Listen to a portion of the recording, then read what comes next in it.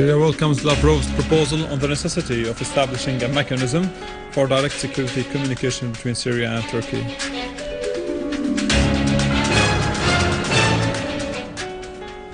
And the Russian National Security Council reviews the situation in Syria, while Moscow affirms that the civilian plane did not carry weapons.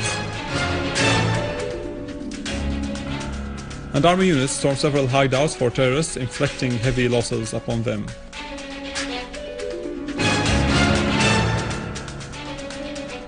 The Netherlands admits the existence of French terrorists in Syria, and Qatar admits that its armament for terrorists runs contrary to international law.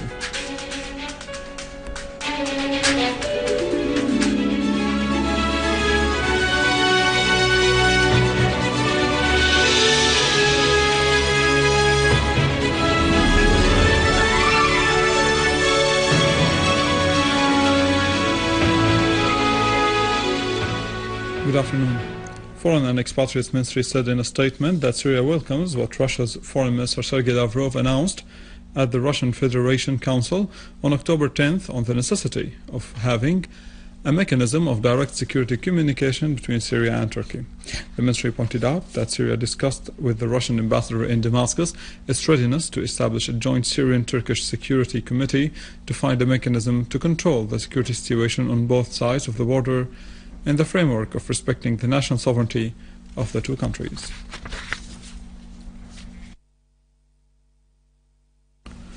Russian President Vladimir Putin presided over a meeting of the Russian National Security Council. The situation in Syria was on the agenda. Spokesman of the Russian President Dmitry Peskov said that issues related to the economic, social agenda and the international relations were discussed during the meeting, with focus on the situation in Syria.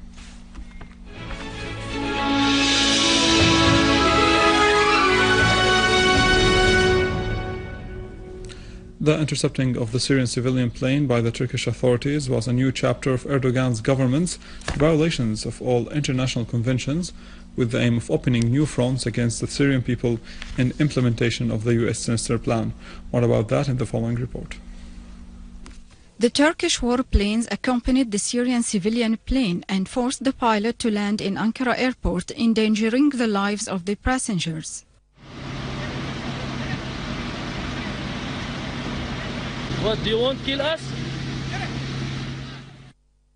The Turkish authorities' violations were not only in the air but also on land when Turkish gunmen came to terrify the passengers who were asked to go to the waiting hall, after which the Turkish security authorities subjugated the plane to search and assaulted the plane crew.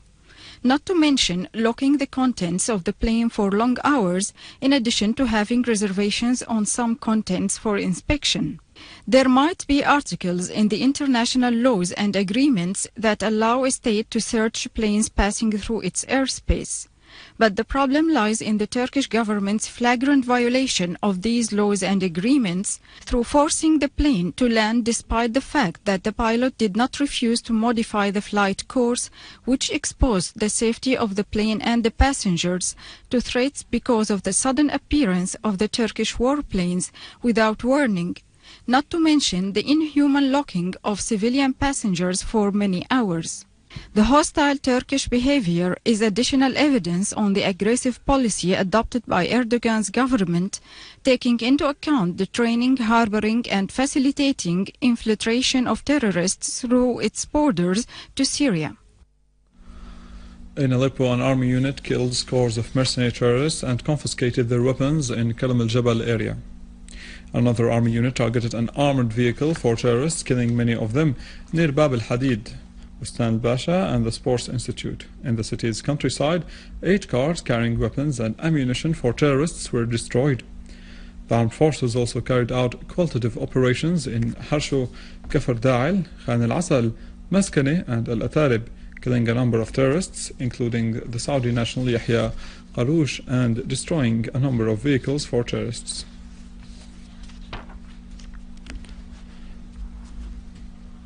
And in related context, in Qudsiya in Damascus countryside, security forces discovered a hideout For terrorist groups, various kinds of weapons were confiscated, including machine guns, ammunition, binoculars, and explosives to target Syrian Arab Army members and civilians.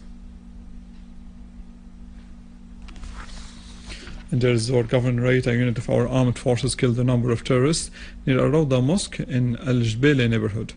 Among them were Bashar al-Junaid, a leader of one of the terrorist groups, and the terrorist Ahmed Hussein al-Allu. A source in the province said that another unit of our armed forces destroyed a car equipped with Dushka machine gun at Al-Ummal neighborhood, in addition to destroying a pickup car that was carrying a number of terrorists. In another qualitative operation, our armed forces killed a number of terrorists and wounded others near Huwayd agency in Sheikh Yassin. A factory for manufacturing explosive devices by terrorists was exploded last night in the basement of a building in a remote camp. The explosion led to the collapse of the four-story building and the death of some inhabitants and passers-by, and the wounding of others. The explosion also caused huge material damage to nearby buildings. The building lies near Loubier Street, which is one of the most crowded markets in the area. At Hama Governorate, a unit from the Syrian Arab Army destroyed a Dushka-equipped car, killing the terrorists who were inside it at Al-Tremse city in Mharde countryside. The Syrian Arab Army unit also killed and injured members from one of the most dangerous armed terrorist groups that accompanied the car. Meanwhile, engineering units dismantled an explosive device made of a metal cylinder filled with 30 kilograms of explosive materials. The device was planted by an armed terrorist group on the side of the main road in Knezir city in Hama countryside to target the passing by cars. And in Homs countryside, a unit of our armed forces carried out a qualitative operation, destroyed 2 cars and killed all terrorists in them. It also killed scores of terrorists in Tel Daw. A source in the province said that another unit clashed with an armed terrorist group that attacked the citizens and cut off roads in Tel Kelach city in Homs countryside, inflicting heavy losses among them.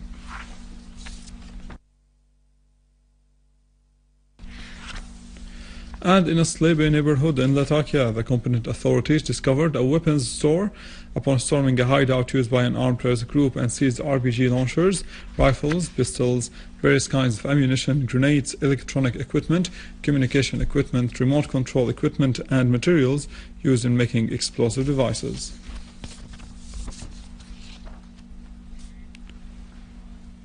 While in Idlib province, a unit of our armed forces carried out a qualitative operation in Wadi Daif near Ma'arat al-Nu'man, killing all members of an armed terrorist group, confiscating their weapons and destroying 2 cars equipped with Dushka machine guns. Another unit of our armed forces targeted a gathering of terrorists in Ihsam town in Azzawiya mountain and killed dozens of them. Among them were Abdullah Sheikh, nicknamed Abu Ayham, and Nasir Ibrahim al-Fadil. Another unit of our armed forces pursued an armed terrorist group in Saraqib area and killed scores of them. Among them were the leader of the group called Usama Aboud Hassan Hamsho, Abdullah Sheikh Dib, Jum'a al-Khani, Muhammad Abdul Qadir Shlash, and the Iraqi Ammar Zabour. In other qualitative operations, units of the armed forces killed gatherings of terrorists in Khan Sheikhun, Ma'arat al-Nu'man, Hej town, and in nearby villages.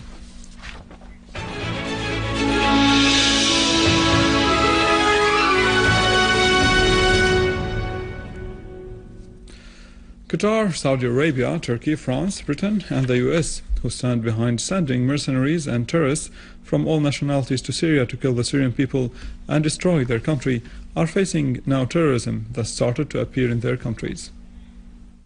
Death squads which were sent to Syria under an American leadership and financed through money of the Gulf oil started to turn over those who send them. Following the American acknowledgement that Al-Qaeda and terrorists exist in Syria, the French President François Hollande calls for the necessity to reach an international policy to face the terrorists and admit that there are French terrorists in Syria. In a television interview, Hollande said that he knows that there are French citizens in in Syria and they might go back to France with terroristic intentions, adding that he cannot accept that because it will threaten his country, but he ignored the killing and destruction which those mercenaries caused to Syria and its people. Hollande tried to avoid what the former internal intelligence director in his government, F.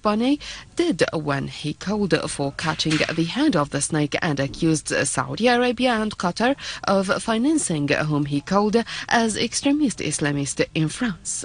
In an interview with La Dépêche, a French paper, Barnier said that combating terrorists requires stopping the source financing them, adding that the problem lies in some Wahhabi countries and that no one dares to talk about Saudi Arabia and Qatar, but it is better for those two states to stop financing some suspected campaigns. Regarding the special treatment of Qatar in France, Barnier said that the file of Qatar must be opened one day. With respect to the network that was dismantled last Saturday, the former director of French intelligence said that it is difficult to discover similar networks because they use persons who changed their religion and are difficult to expect that they might commit such acts. The Egyptian parties and movements participating in the demonstration held the Egyptian President Morsi and the Muslim Brotherhood group responsible for the events that took place in Tahrir Square, which resulted in the fall of more than 100 injured. In a joint statement, Ad-Dastur and the Popular Movement parties condemned the aggressions launched by the Muslim Brotherhood against the peaceful demonstrators, describing this attack as barbaric. The two parties condemned the twisted ways taken by the Freedom and Justice ruling party with the aim of thwarting the movements of the Muslim Brotherhood government opponents and cover up their failures. For his part, the head of the gathering party, Rifat Sayyid, said that the fascist Brotherhood showed today the reality. The Muslim Brotherhood want a general attorney to protect them and gather them in a Tahrir Square to prevent the Egyptians from expressing their opinion, as he stressed that the Egyptian people won't give up, and the leftists are working to overthrow the brothers' leadership. The Egyptian parties, movements and forces called for an emergency meeting to discuss the situation and take the required measures. In the meantime, the participants in the Putting Mercy into Account demonstration and the forces in Tahrir Square announced their sit-in in the quarter despite the events that took place there, until the establishment's committees fails to put a new constitution and responding to their demand. And with this, we come to the end of our news for today. For more details, visit our website in English, www.syriaonline.sy. But now stay with us. After the break, Khalid has the latest in economy.